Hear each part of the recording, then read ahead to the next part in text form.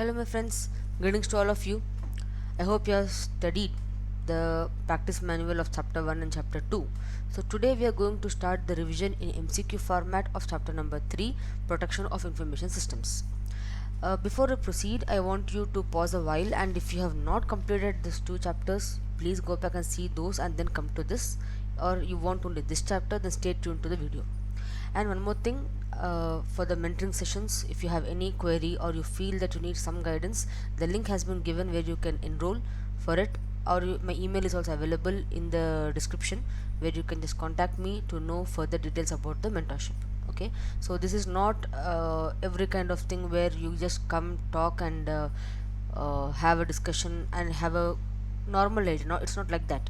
It's one thing which you have face to face discussion with me, where you can share your issues, what you're facing, where you're going wrong, and what small changes will lead you to success in clearing the examination. So saying this, let's get started now. As you can see, the chapter number 3 in MCQ format is again for 10 pages, because I have restricted the entire chapter MCQs to only 50 per chapter, right? So this is what we have been doing from the last two videos, covering almost 100 MCQs, and the MCQs of the previous year RTP MTP has been already been covered in the past videos. So you can see even those videos in the playlist of May 2021. Okay, and once the chapter revision is done, I'll be even doing the MCQ revision of the latest ICA released booklet on the MCQs, including case study based MCQs. So stay tuned to the channel. Okay, so what is the importance of this chapter? Protection of information system tells about the different kind of risks faced by the system and information technology within the organization, internal and external, and how to protect yourself and how to protect the company from the any kind of attacks, or to protect the information which is available in the organization. So the information is asset now, right? We all agree that information is the asset, and to protect the asset we need to take care of several factors, which can be man-made, which can be nature. So what all things we need to take care and how things to proceed is given by this chapter, right? So this is what is the lengthiest chapter. In terms of weightage also, it plays an important role. So you can see the weightage chapter discussion in the playlist itself to plan your preparation. Okay, so what's the first question? Who are not the members of information security policy? So generally security policy strategic decisions are taken by the top management, right? So if you can see, the answer will be yes, management members are the members of the security policy.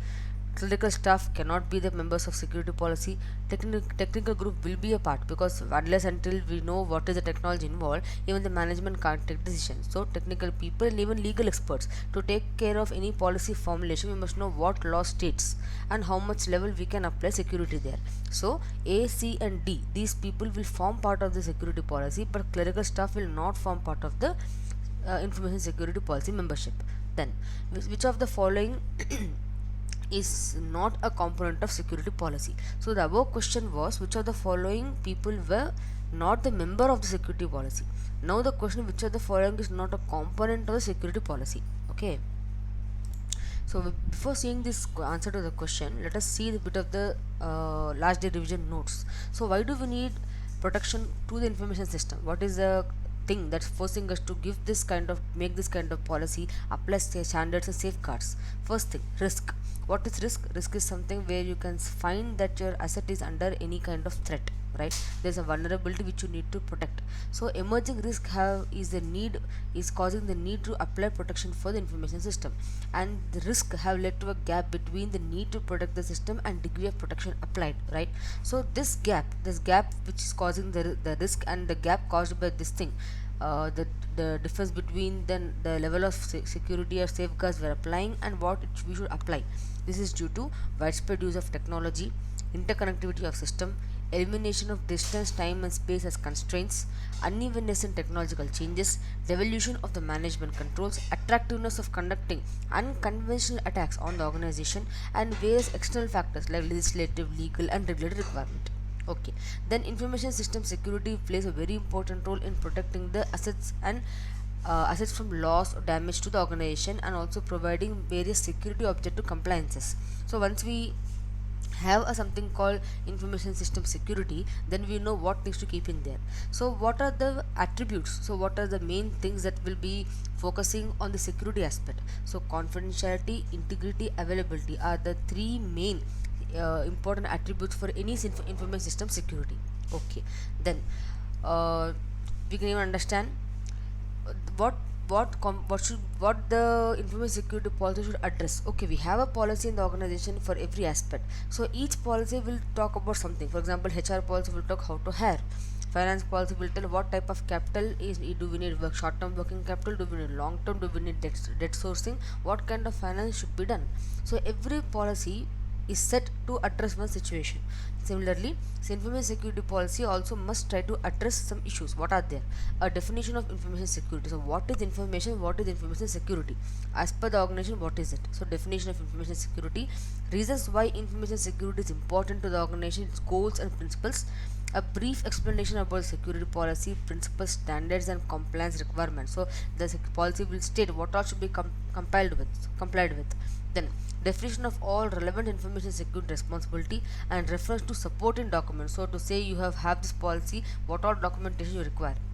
And who are the members of security policy? Management members, technical group, and legal experts. So, clerical staff will not form part of the membership security policy. Okay, let's come back now. Which of the following is not a component of security policy? So here we can have a security policy, it should be a component of that. The security policy must state that.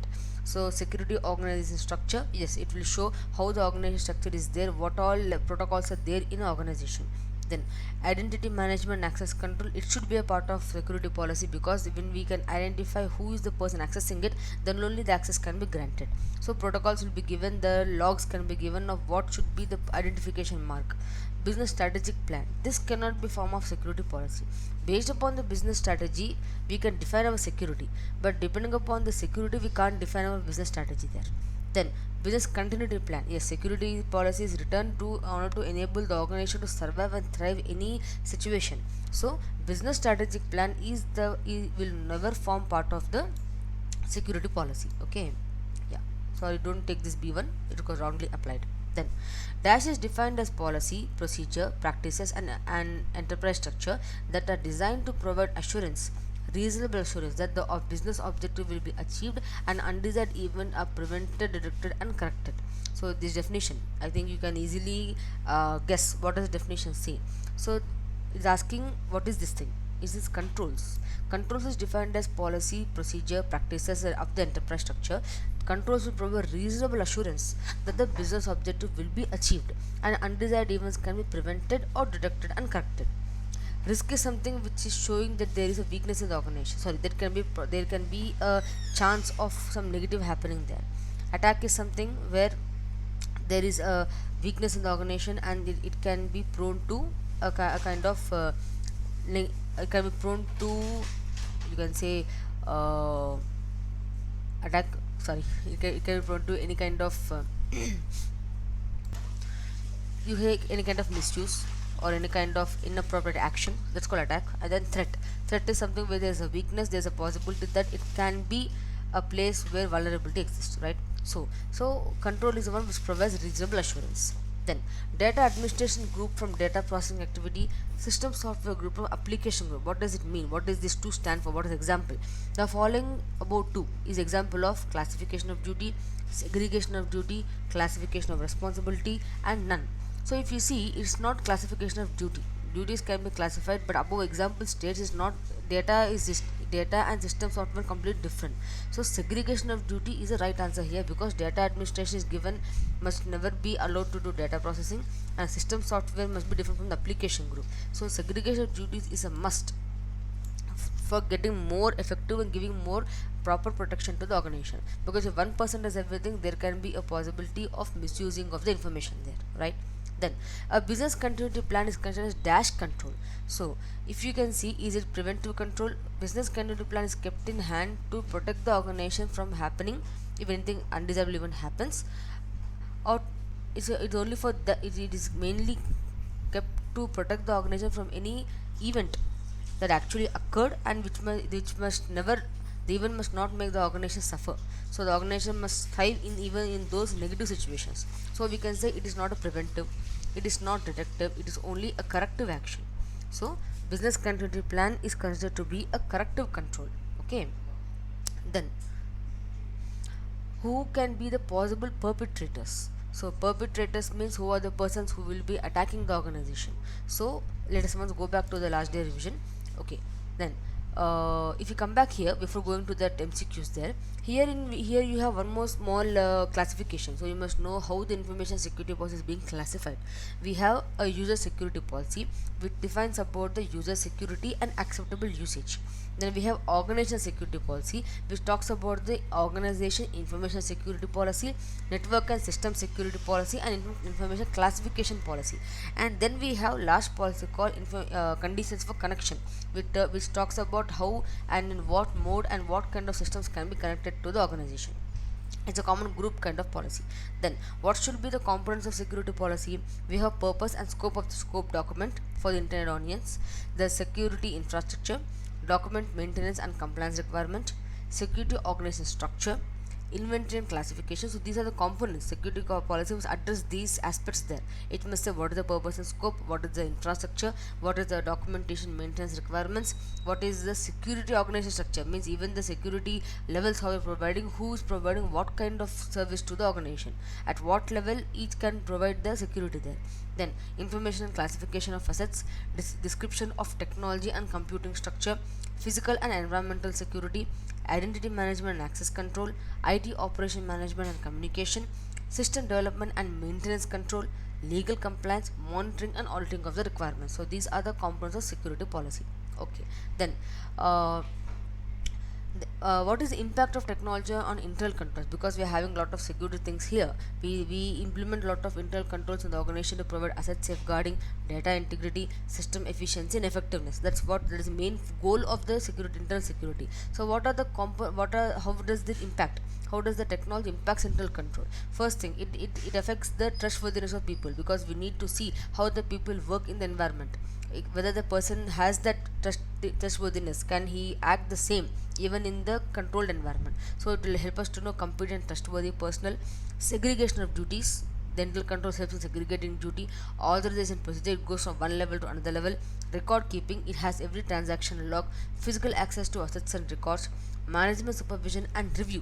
So internal controls helps in getting better management supervision and review, independent checks on performance, comparing recorded accountability with the assets, and delegation of authority and responsibility.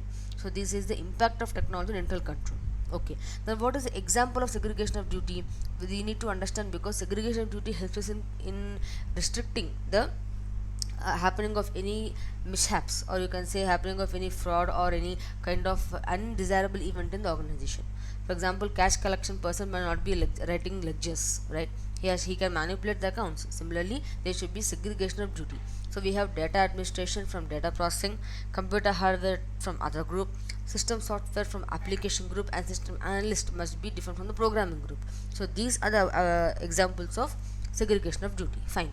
Okay, why we are keeping all this? We're keeping all this to have control. But what is the objective of control? The objective of control is to reduce or possibly eliminate the potential loss because of the exposure to the different kinds of threat or risk in the environment in which this organization or systems are working. Okay, so how is the controls can be classified? Before going into it, let's again come back and complete few of the MCQs. Okay, so here now you can answer the question, who can be the possible perpetrator, who is the person who will be entering the, of course this one will come down here, the possible perpetrator will be a person down here, you'll be getting those classification names, who is the possible perpetrator, but still we'll try to see it here. Okay, discontented person, former employee plus notified for termination, or he can be threatened for disciplinary action, has financial troubles, all the above. So who is the person who can in among the four can be the person who wants to hack the system? It will be the person who is sad, angry, not feeling good, not being happy with the organization, has a lot of is having a lot of discontentment in his mind, has some financial troubles, want to snap out some money. So these people will be the person. So all the above, these people will be the people who are possible perpetrators to the organization. Okay, so from here now we'll be having a lot of questions on controls. So let's once revise the controls and come back. Okay, So classification of controls. The controls which we are talking from, we how to prevent this thing. We have proper controls in the organization to prevent the loss, potential loss, or to eliminate it or detect it also, or and to reduce it. So how the controls can be classified based upon the three types. They are objective of controls, nature of IS resources, audit functions. So objective of controls, we have preventive, detective, corrective, and compensatory. And classification based upon the information system resource, we have environmental, physical, and logical. And audit functions, we have managerial application. So based upon the objective of controls, we have preventive control, detective control, corrective control, compensatory. So there are four sub classification for the for the classification of controls based upon the objective. First is preventive control. So what does this do? The name itself says it helps to prevent some error or malicious attack, right? So what are the broad characteristics of preventive control? It provides a clear cut understanding about the vulnerability. So if you want to prevent, you must understand what is the weakness, right? And when you know the weakness, you can even get a clear idea of understanding probable threat. Okay, and also provides necessary controls to protect the information system from that threat. And what is directive control? These controls are designed to detect any error or omission or malicious attack, right? So a directive control can be where an organization can set up a limit for the person on the management level to see how he's spending, or it can keep a set of list of expenses with them, saying that this should be the possible expenses, and it will see as the sales team. For example, if he's going out for doing the sales, so how much he's spending, how much discount he's promising to the client, so is he within the standards. So to detect who is doing what, these controls are established. Okay, then every control has a characteristics mostly. So what is the characteristic of directive control? Now this can come as an MCQ. So here we'll understand what in preventive control we understand what is a vulnerability, but in directive control we'll understand what is a lawful activity, and if it is not being done, if any activity is done against the law, we can report it. So if we know what is lawful activity, then only we can say what is unlawful, right? So here law means what information should be shared or what information can be provided. If you know what should be provided, then we can say what should not be provided, right? Then it helps us to establish a mechanism where unlawful activities can be reported, right? And also it interacts with preventive control, because preventive control knows the vulnerability. So reactive control can understand, depending upon the vulnerability, what kind of unlawful activity can happen. Okay, and also the supervisor can do suppress text because he know what to detect. Then corrective control. Corrective controls are designed to reduce the impact or correct an error once it has been detected. So corrective control may include the set of default dates on invoice. For example, if you want to do an invoicing and that system takes the date in which you enter, so you can't do backdate invoice. So that will help in reducing some errors or doing some back entries into the books. So that is the corrective control. So the lot of people do last day accounting entries. This can be minimized here. So what is the characteristics of corrective control? Minimizing impact of a threat, identifying the cause of the problem, providing remedy to the problem discovered by reactive control, getting feedback from preventive and reactive control, correcting errors from a problem, and modifying the and processing the system. So these are the characteristics of corrective control. And last come compensatory. So controls which are unable to be classified in above three goes to the last level compensatory control, where we take minimum number of precautions to reduce the threat, and we must remember that the cost of lock should not be more than the asset we will provide. Okay, so this is regarding four types of controls based upon the objective. Okay, then comes the controls based upon the classification information system. We have environmental controls, physical access controls, and logical access controls. So environmental controls, if you can see, so based upon the environment, so like systems are influenced by power condition, air conditioning, smoke detection, humidifiers, and natural things which affect the system and its functioning. So depending upon the environment, the information system is classified as hardware and media, information system supporting infrastructure of facility, documentation, supplies, and people. So if they ask what is the classification of the system based upon the environmental controls, so don't get panicked. Environmental controls will affect the hardware and media. So it is the, if rain comes, it is the hardware that is getting first damaged and then the software. So hardware and media, infrastructure supporting facilities. So if your room is not properly located and it's in the underground, okay, say in the basement, then rainwater can first affect it. Then documentation, the supplies and people. So these five are the main classification of information system based upon the environmental controls. Okay, so environment, generally the term says fire damage, we have fire problem, we have power, electricity, we have water, we have pollution, many others. So what controls can be kept for these in the terms of environmental protection to protect the information system? For fire damage, we can have automatic fire alarms, sprinkler systems, fireproof walls, less wood and plastic in the computer room, and regular inspection for fire department. For electric surges, power spikes, we can keep UPS or generator, and we can get emergency switch on, switch off, or even some alternators where the unnecessary power can be absorbed. Then for water damage, we can keep water detector, especially in rooms where the computers are located, and place the computer room in such a place that water doesn't reach easily. Don't not to keep any sprinkler systems in the computer system for that, and keep waterproof ceilings and doors. And then comes for other kind of pollution, we can have dust protection from dust with regular dusting, cleaning, documentation, have proper evacuation plans, and have drinking or smoking system within the facility. Okay, so what are the other environmental issues generally which one must take care? Of course, this can form part of an answer. So you can say, is the power supply? It can come 5 marks answer. What are the environmental issues which you must take care? You can say the power supply to the compiled equipment is properly given. Does all the computer systems has the power supply or not? Is air conditioning, humidity, ventilation properly working? Are air conditioning properly working? First thing.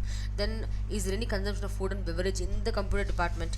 Are the backup controls protected from the damages? Okay, and is the computer equipment away from dust and smoke? So these are the questions which you can ask as a part of environmental controls. Then comes physical access control.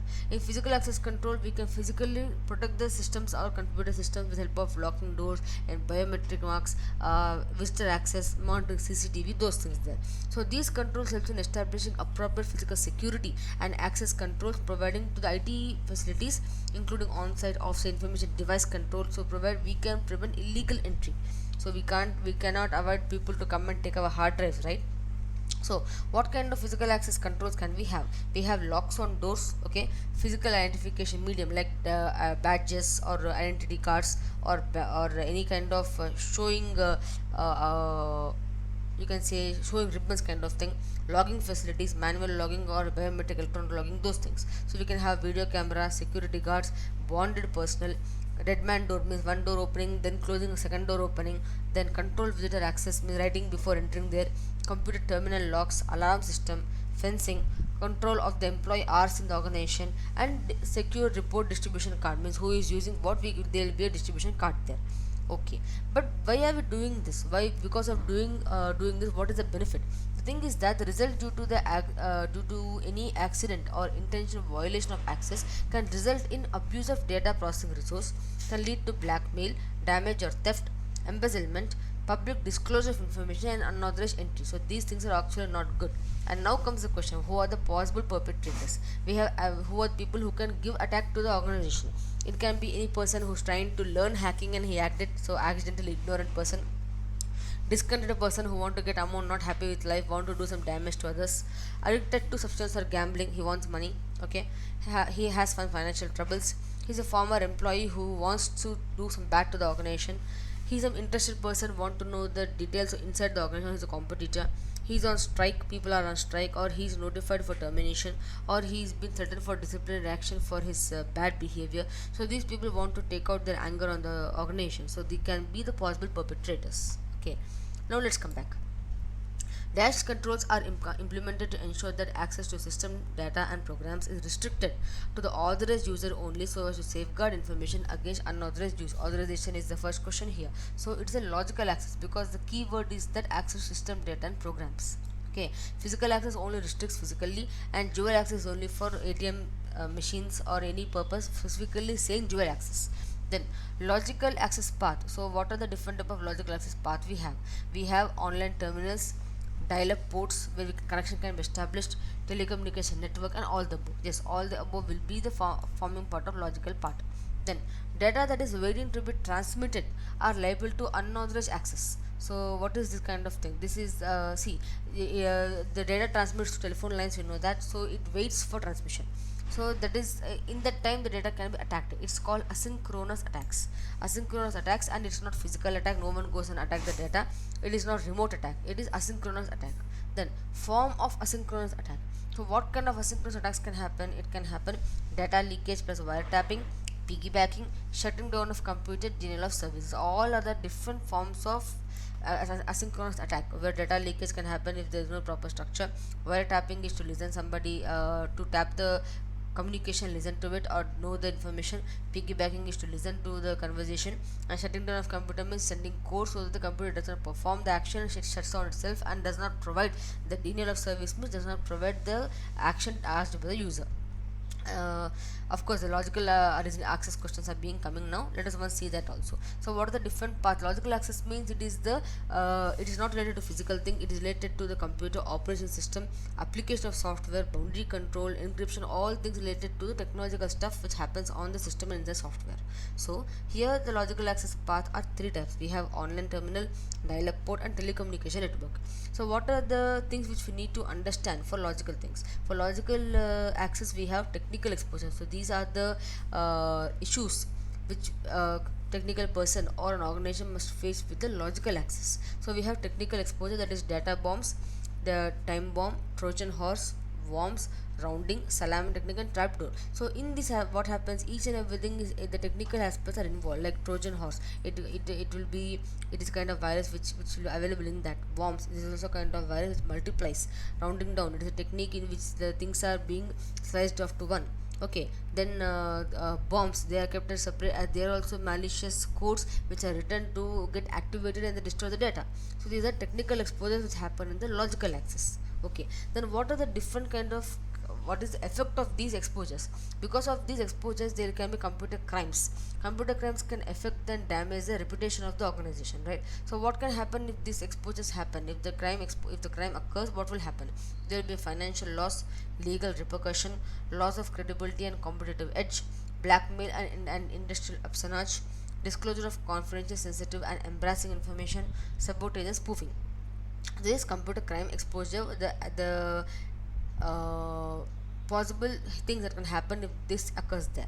Then asynchronous attack. Asynchronous attack means in the environment where the things move, like I just told you, which moves across telecommunication line, data will be waiting and people attack the data to capture the data and know it. So the very various forms of asynchronous attack are data leakage, wiretapping, piggybacking and shutting down or down the computer. So these four are the asynchronous attacks. Then comes various ways of controlling remote and distributed data processing application. So now everything work from home. You can access the data files of your system by logging into the computer, giving your login access. So that is called remote and distributed data processing. So what kind of application? How can we do that? What are the different ways? Remote access, how can we protect the remote and distributed data processing application? First thing, remote access to computer and data files to network should be implemented. Yes, we have to access through the network. Then application can be remotely accessed via modems on the device. We connect to the net, give the password and then we access it. Data transmission over remote location should be controlled. So all these four things are required, are different ways of controlling the remote and distributed data processing activities. Then user responsibility in logical access control across system. So what is user responsibility to protect the logical access? Because logical access generally will get user ID and password, so he must have a good password use, and he must never leave the equipment unattended. If he is going, he has to log out and either keep in a sleep mode. So he must give protection to the equipment so that logically no one attacks it from his end. He has to take the care. So these both A and B will be the answer. Then the following is not an operation system access control. So this will come now. Let us see here. So we have just seen the remote access thing, what happens there. In logical access we in logical access control over system there are different categories. So logical access is to restrict the information system assets and resources to be used in wrong way. So what are the different principles available in the logical access thing? Here we have user access management, user responsibility, network access control, operation system access control, application and monitoring system access control, and mobile computing related controls. So actually it's a big a thing which you need to recall and remember. So they just told logical access is something which is available on the internet, on the network. So we need to protect the systems physically and also on the above on the network, and we need to provide firewalls and all protection kind of thing. So here in logical access, what are the different kinds of functions available? What are the different kinds of resources given? We need to first see user access management. So logical access will see who is the user, is a user registered, what is the user password, how is he managing it, and the system always says it will give pop-up sometimes it has been more than 90 days, change your password. And review user access right, is the user for his designation is getting the proper rights, or is he given more or less. So user access management in the logical access takes care of these four. Then what is user responsibility? Password use and unattended user equipment he has to avoid. He has to always be with the system, or at least shut it down so that no one can use in his name. Then network access control. So everything in the logical access, the system, the user will connect to the network and get the data. So what should be, how the network access should be there, what are the controls to be placed. If the network is compromised, data goes to a wrong system, right? Data goes to wrong place. Where we have IP address, we have path, you have IP path, we see the network security, network term, network name, everything. If you see the Wi-Fi connection, you'll have these words there. So network access plays an important role so that the proper network channel is followed to get the proper data and it is not compromised. So network access control has policies. What are the different aspects of network access control? So here we are learning protection. So what are the things to be kept in mind to protect the network access control? We can't close it in a box, right? So we must have proper policy on the network. So what is this network all about? Enforced path. There must be a defined path for network access control. There should be segregation of network. There should be network connection and routing control. There should be security of network services, firewall, encryption, callback service. Callback service means once you try to connect to the network, the system will the you can say then the access, the system will see your details, cut your connection, and then again connect you back by calling you. Means it will have a process where it will verify you, disconnect you, and then reconnect you there. So this is called callback services. And recording of transaction log, how many times you have logged in and logged out. So this is the network access control. Always remember students, we are talking here the protection of information system. So we need to protect everything related to the information system, and network forms a part of the information system. Then comes operating system access control. You have good network with you, but if your internal software, if your system operating system is not properly functioning, if your internal working software is not correct, how can you access and do anything? And that is the place where every data is stored. Your operating system is a main important role which defines what kind of action you are doing. So you have to protect your operating system access control. So what are the different things that you can do? Automated terminal identification. Automate the terminal identification process. If the person comes, how to identify. Terminal logon procedure. Have particular steps like enter the captcha or click the image. So those things. Terminal login procedure. Access token means when you enter, you will show successfully logged the so and so time. Access control list, what all you can access. Discretionary access control means some areas you can use randomly. Then user identification authentication. Password management system. Use of password is for every area. Use of system utilities, what utilities you can use. Jurors alarm to safeguard user. If anybody is founding to attack the organization unnecessarily entered, you must have proper alarm to indicate the user. Then terminal timeout means after the work is done, the system see if the system is not functioning or the system is idle, it automatically after 5 minutes of inactivity it may go into sleep mode. Then limitation of connection time. Suppose a person has only a connection time of 15 minutes, after the time he is locked out. So those are the few operating system access controls. Then comes application and monitoring system access control. So once we have operating system in place, based upon the operating system effectiveness, the system can do application and can provide the useful data for and response for us. Okay, so what are the safeguards for monitoring and safeguarding application monitoring system? We have information access restriction.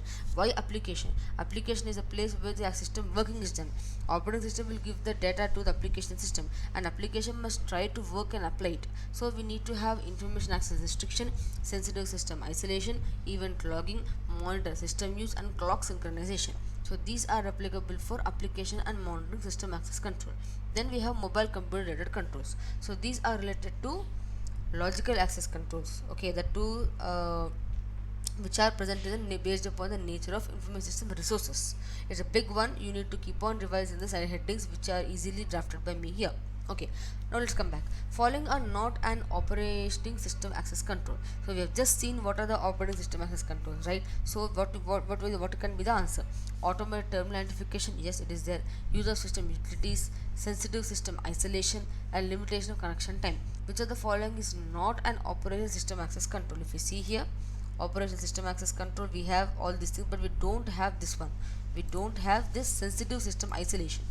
So sensitive system isolation will come here, will come in application and monitoring system access control. That's why I was reading first this and then going to MCQs there. Then major function that a senior management perform. What does a senior management must do? He has to do all preparing, organizing, and controlling. So all the above. Then system authentication authorization activities, user specification activity, technical design activity. So which of the following answers this thing?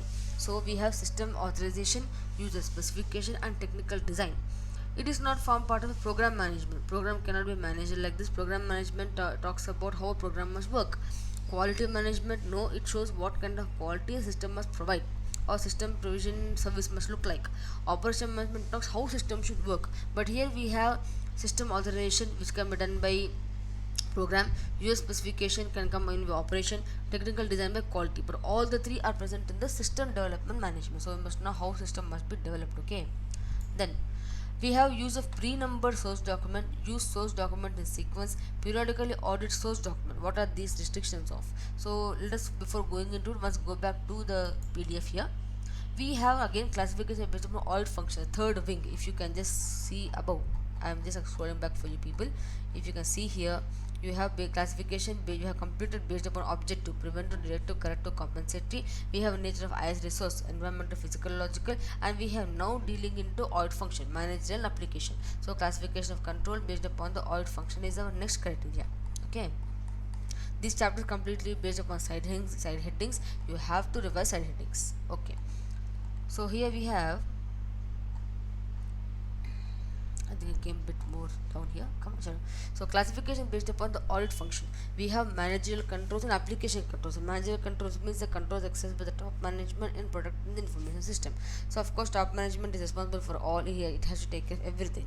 But in the part of it, we have information system management, means a specific department, you can say, or a particular person taking care of the information system requirement. So what are the major functions that a senior management must provide? He has to plan, strategic plan, operational plan. He has to organize, resourcing the information system resource and staffing, providing proper people for them.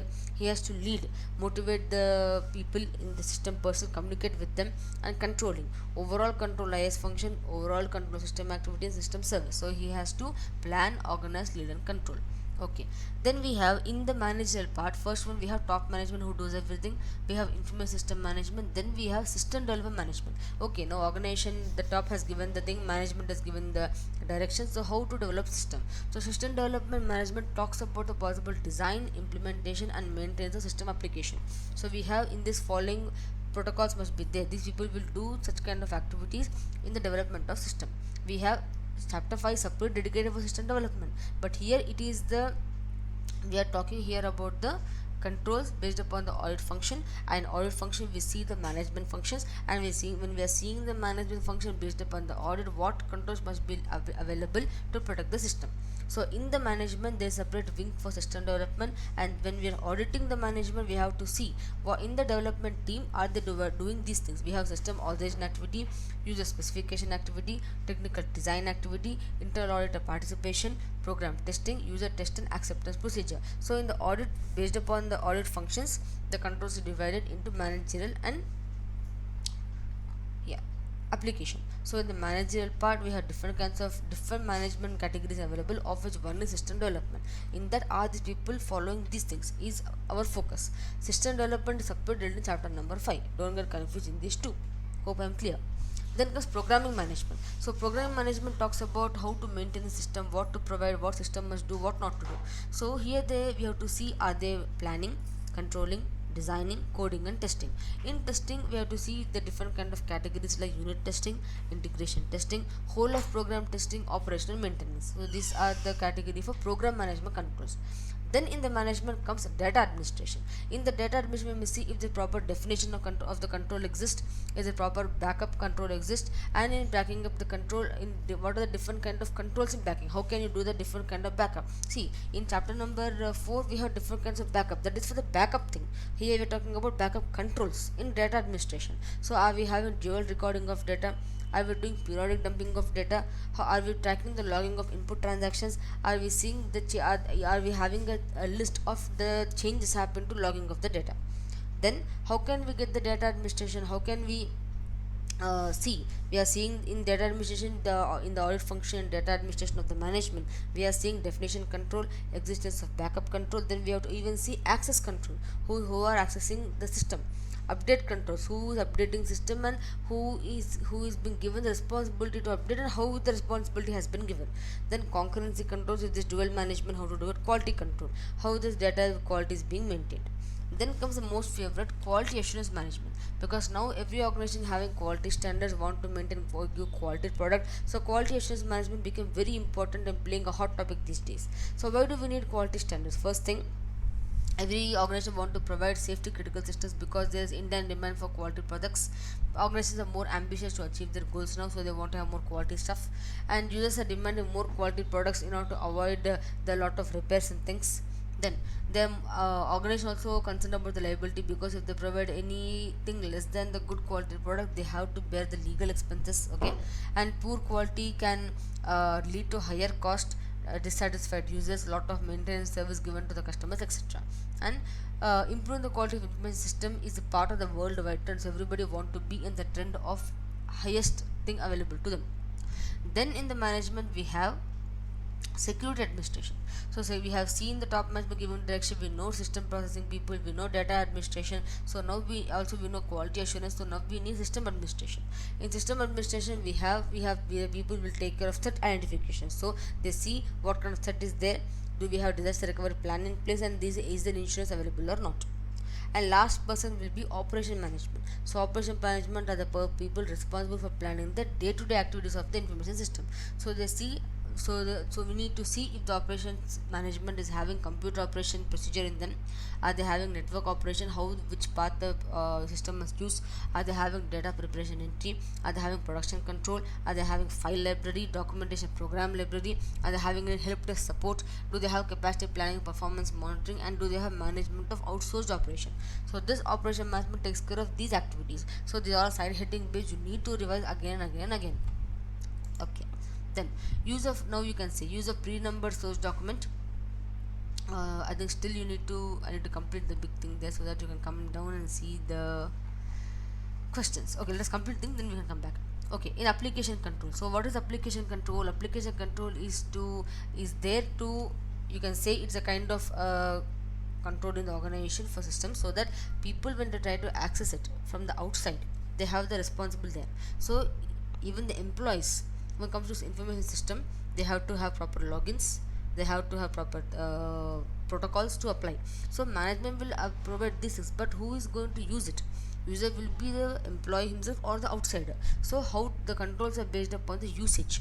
So when it comes to using, first thing we need to access system and network. The first one comes in access boundary control. So boundary control is for the first and major among the access control, which allows a person to come into system. So in major what are different boundary controls we have password, the first major control, password, cryptography, pin, identification card, and biometric devices. Then once we enter, we give input to transaction, and inputs think that the person, they should proper control, so that the proper information, accurate information can be given in system.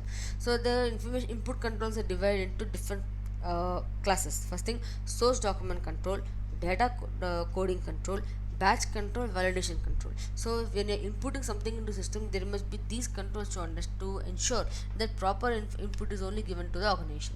So what is source document control? We just had the question just now. So the source document means the document which the data is being captured must be a valid one.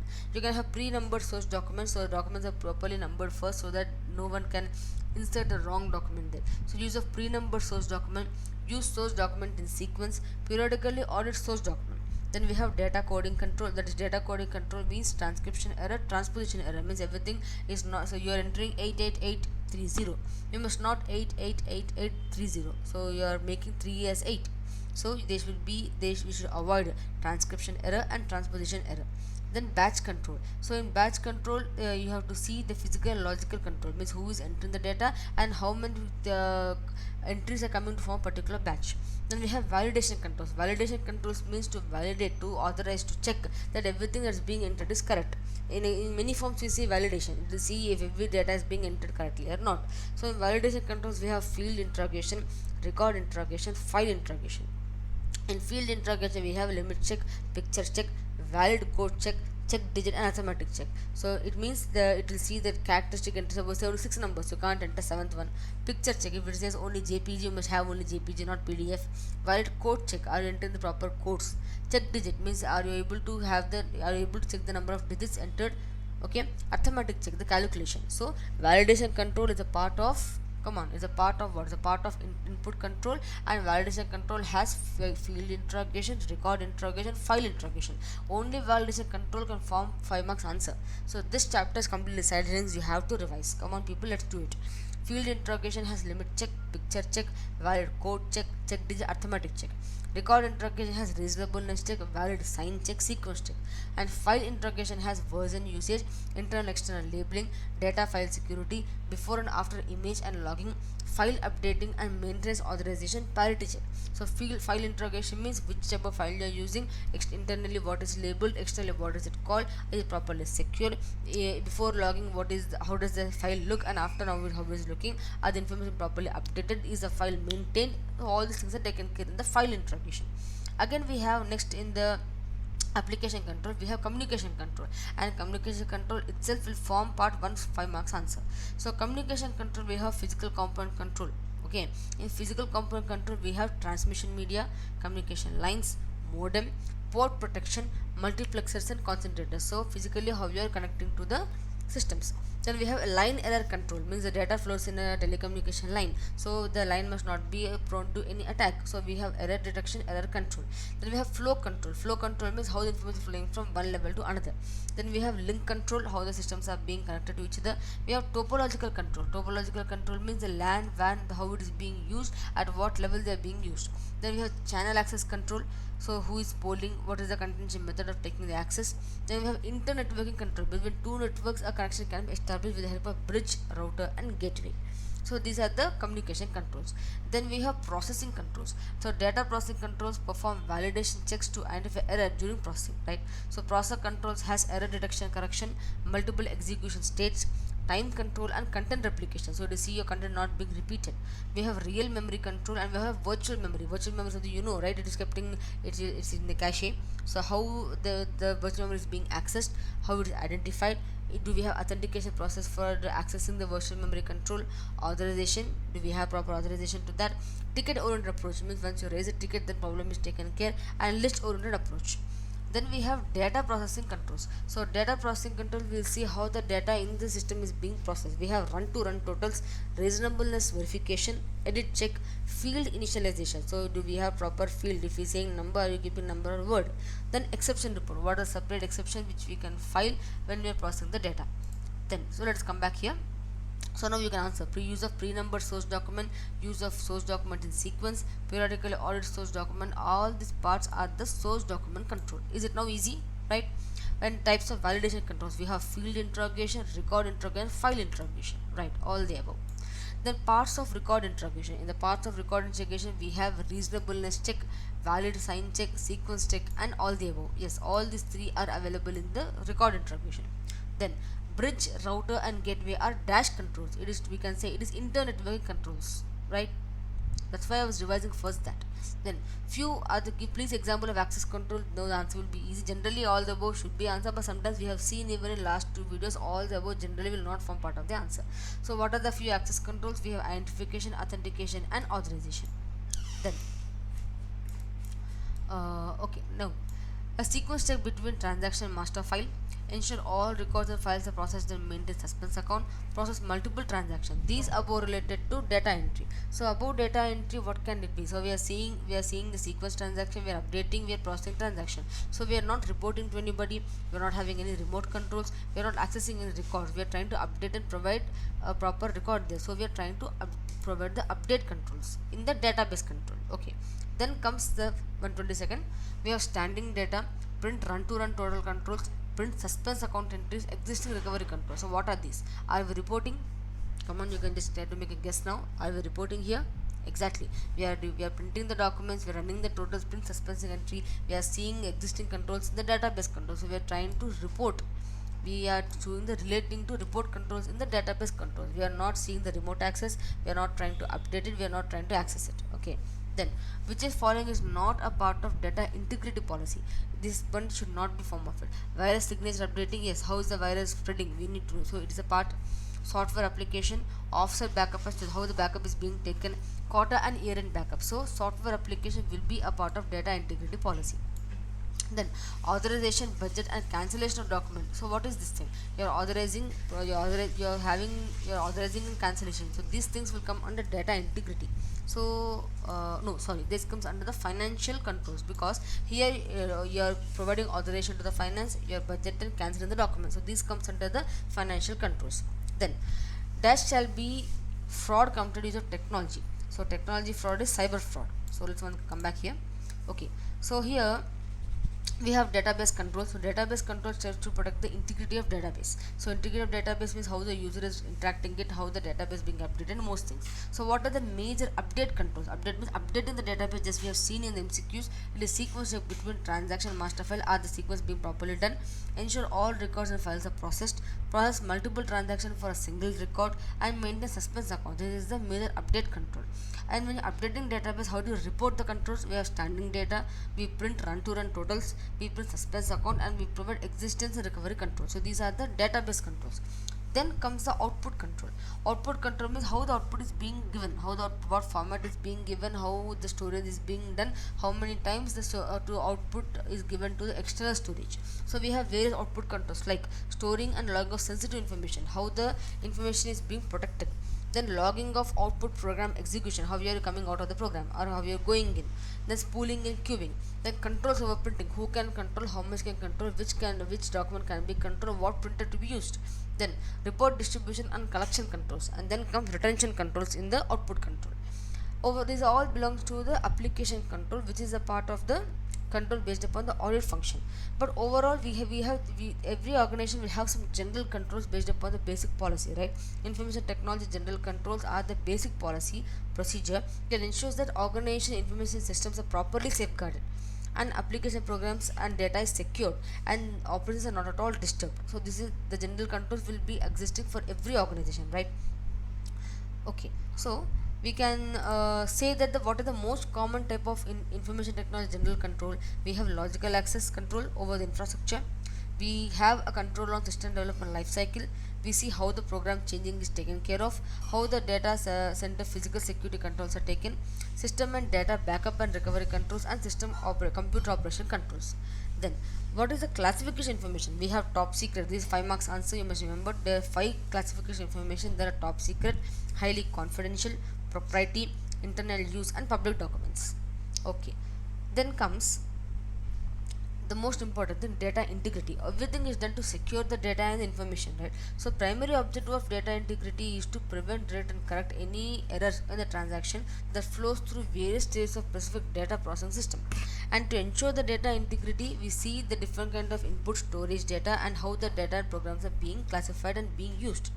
So data integrity controls must be protected from any accident or malicious alteration, and must take care that it meets the expectation to maintain the quality and integrity of the organization data, right?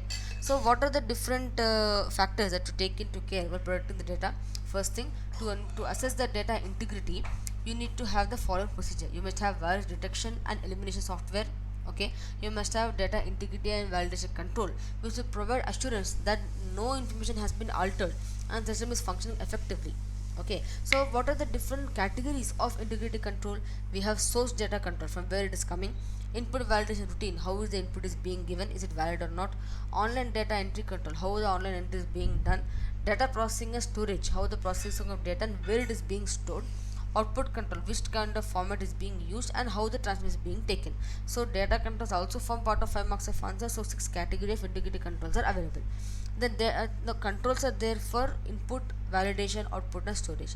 But what about integrity? Means to maintain the data must always be relevant, it must be authentic. So what should be the words, what should be the policies available there? We must have virus signature, Mr. Software testing, division of the environment, offset backup and storage, quarter and year end backup, and disaster recovery. So having these policies in place will help you to have a data integrity in the organization. Then data security. So you must take care, once the data is in there, we are protecting the integrity of data, but how to as an auditor, what you must see, how what all points you must remember to know that data security is available. First thing, who is responsible for the accuracy of data, who is permitted to use the data, who is permitted to read and use the data, who is responsible for determining who can read and update the data, who controls the security of data, and if the information system is outsourced, what are the security controls and protocols the vendor have in place, and contextually what remedies and penalties is there so that the information can be protected, and if damage occurs it can be claimed. Then how the sensitive information is being disclosed, and what are the mandatory things that the auditor must be taken care of, must be available in the auditor statements to know for the data security. Okay, this comes the data security aspect. And as usual, the financial controls will form part of the protection of data. Financial controls, because every system personnel, financial controls means these controls are exercised by the system user personnel over the transaction origination, documents used in the transaction for the financial aspects, how the transaction of funds is being processed, and how the reports are being generated, and how the finance statements look like. So transaction processing, reconciliation, everything if you do online, it must also be under proper control. Every person can't access the financial budgets, can't prepare the documents, right? So financial controls aim at protecting those areas of financial controls. We have authorization, budget, cancellation of documents, dual control, input output verification, safekeeping, sequential number documents. So these will help you in having financial control techniques. But all these things keeping aside, every person has a personal computer controls. Okay, so what is the protection for the personal computer control? So everyone has a small computer, small laptop, even a small medical store has a system. But one two system will store the data of the medical shop. But if the hard drive is gone, he can't retrieve the data. So what protection must be given for the personal computer? First thing, because it's small in size, it is easy to disconnect and take. So there's a proper lock in that, and the pen drives can be easily transferred, keep in the PC, copy the data. So the CPU must have pen drive locks, so no pen drive can be inserted into it. And segregation of duty is not possible, therefore you must try to have at least two people for the data thing. And staff mobility is higher, that's the problem in personal computers, people just frequently change, and operating staff is not adequately trained, and there is a weak access control which must be taken care of. Then, what are the security measures? Now we have seen the issues in personal computer, being small, PC can be used, the staff in duty is not segregated, mobility is very high, weak access, anybody can access. So what are the safeguards? Physically lock the system. Then proper, when you are shifting the equipment, have proper locks into it. Central, there must be proper purchase of hardware software. If you have one or two branches, have centralized purchase. There must be standards for testing and documentation, everybody must store in the same format. You must have anti-malware software, and personal computer peripherals must be protected, and you must have disk lock to protect unauthorized access through floppy disk or pen drives. Then doing all this is done to protect the system for cyber frauds. Like cyber fraud means fraud committed with the use of technology. So cyber fraud refers to any type of deliberate deception for unlawful, unfair gain into the organization data that comes online. So there are pure cyber frauds will happen in the cyber world, like hacking those things, and there are cyber enabled frauds, means it can committed with the help of the instruments and things in the, and some physical attack, like example ATM hacking, those things. So cyber fraud, it will affect the organization, like financial loss, legal repercussion, loss of eligibility, competitive edge, disclosure of confidential information, sabotage. So what are the techniques to commit cyber fraud? They are hacking, cracking, data diddling, data leakage, denial of service attack, internet terrorism, logical time bomb, masquerading and impersonation, password cracking, piggybacking, round down, scavenging or dumpster driving, social engineering technique, like trying to manipulate us being someone else, super zapping and trapdoor.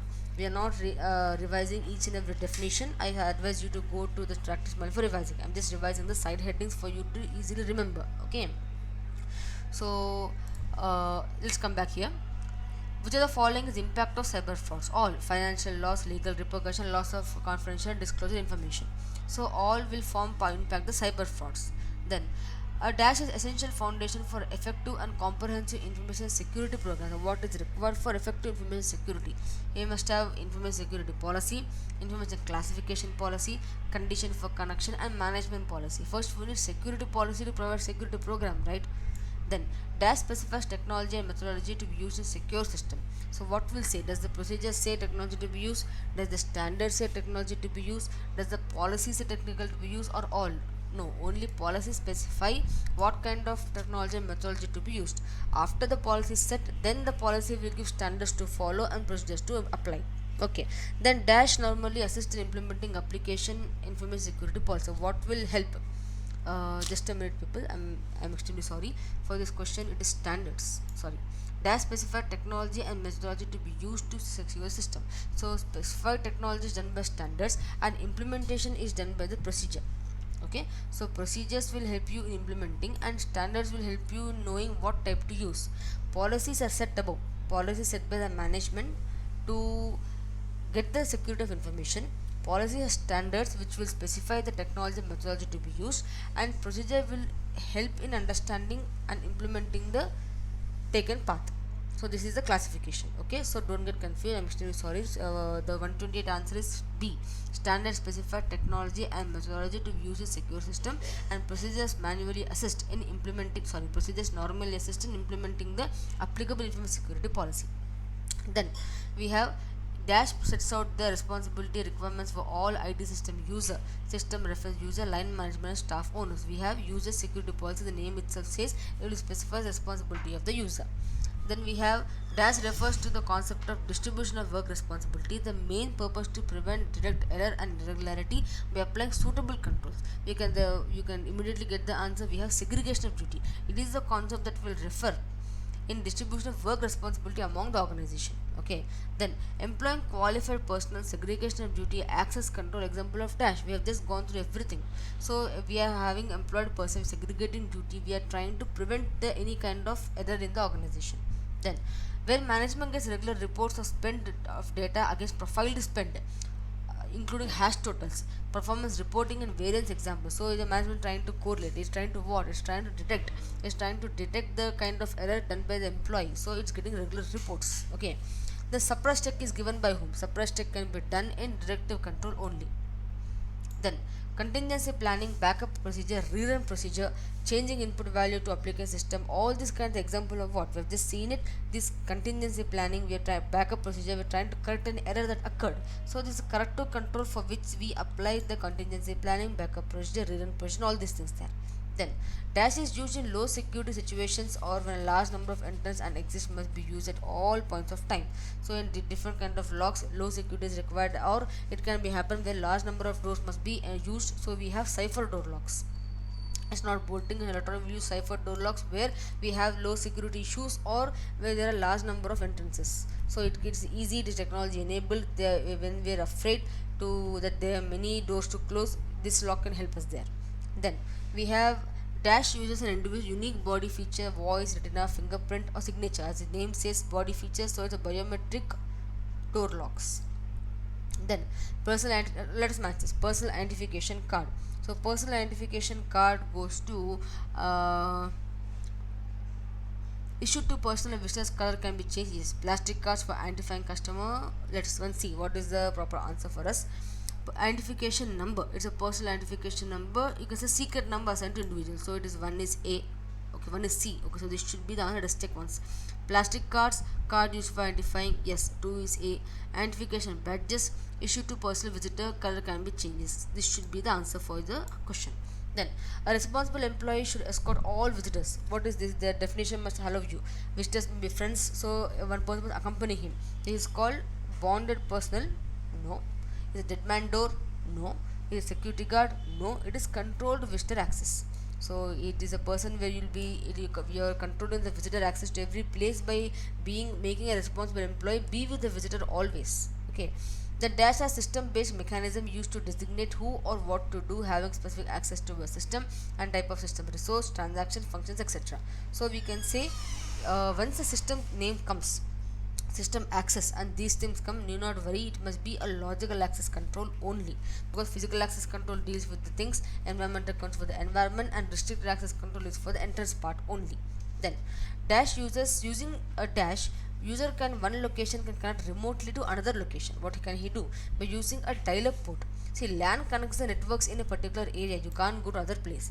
WAN also connects all systems in a particular area. Internet is available for this thing, but dial-up port something which connects people from one location to another. Then more 9 bits for where 142nd bit, only 9 more, so just keep on hanging here. Dash involves a change of data before and after they are entered into system. So this is a very tricky question.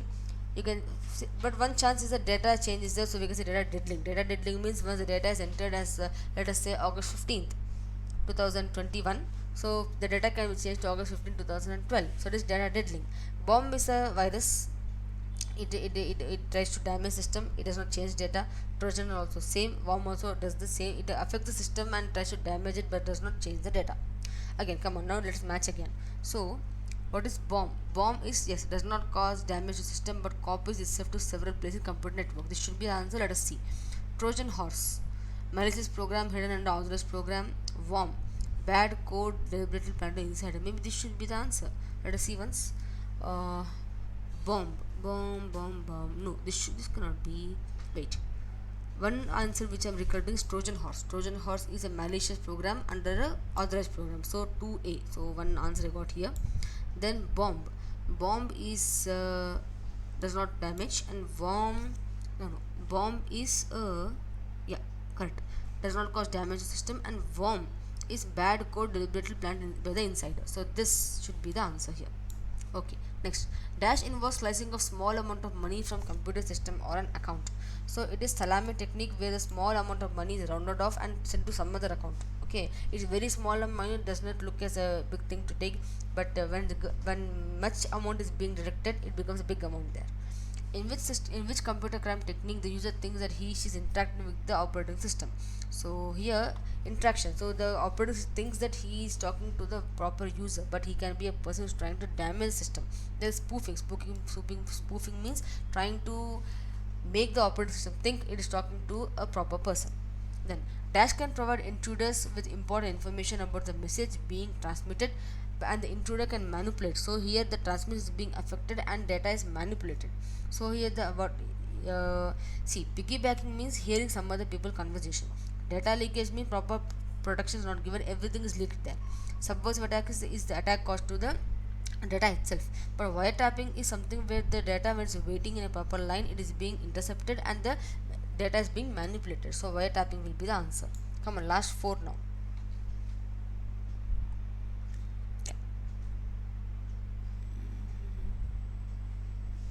Just a minute, people. Yeah.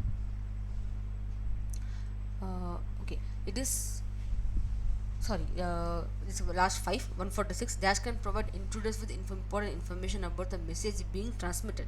So transmitted, it is subversive attack, it is not wiretapping. Wiretapping is something where you just break the information so it doesn't go further, and piggybacking is listening to some other people. But subversive attack is you're trying to stop the information from going, from transmission, and then you're trying to manipulate it. So subversive attack is the proper answer, not wiretapping. Then dash is the act of following an unauthorized person to a secret door and electronically attaching to the authorized telecommunication link and intercept and alters transmission. So you're following an authorized person and making yourself to see as if you're authorized person. So what can it be? What is that kind of attack? It is piggybacking, means you're following a particular person and making look like you look yourself to be an authorized person, but you're not. Then dash is the conversion of data into secret code for storage in database and transmission over network. So it's encryption. It's not both A and B. You're not decrypting. You're not password cracking. You're encrypting the converting data into a secret code for transmission. So that no one can crack it, and only the authentic user can crack it. The dash is a computer control program in operating system So who controls the computer? It is the operating system that controls the computer, not calculation, physical, logical. So the last one, Dash is responsible for the design, implementation and maintenance of application system. So application system is not given by the management, only policy is given. So system development management people are responsible for the design, implementation and maintenance of the application system, not program management, not quality assurance also. So system development people are important for the design, implementation and maintenance of application system. So just ensure that these definitions won't confuse you, because authorized person following is piggybacking, wiretapping is attacking the transmission line, subversive attack is breaking the transmission and manipulating the data, and spoofing is making the operating system think that is talking to a proper person. So these are the few important bits in the chapter number 3. I hope you have liked the revision. It has been taken me approximately 1 hour 10 minutes. So just go through the other two study material and do study the practice manual for complete revision of ISCA, and do write answers regularly. Then only by practicing practice manual, listening to the class, doing MCQs and studying RTP, then the exam can be cracked very easily. Though there are no amendments in ISCA, ISCA needs lot of memory management to write the examination. So let's meet in one more video in the coming days. Till that, keep enjoying and keep studying. Take care.